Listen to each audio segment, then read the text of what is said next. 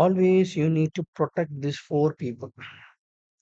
Who are these four people you need to protect? Old relatives, especially old ones, you need to protect them. Good friends who are poor.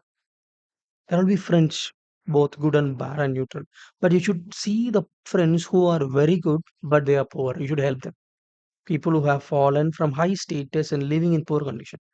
People who have lived highly, but due to their condition, they have fallen poor. You should help them. Widowed, childless sister. Sister, they are not saying to help. Highly, who is specific?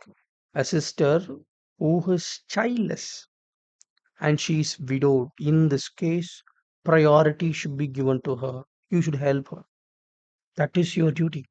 So, old relatives and good friends who are poor and person who are highly status but fall low status because of their conditions and sister who is widowed with no child you should protect her. These are the person you need to protect with anything.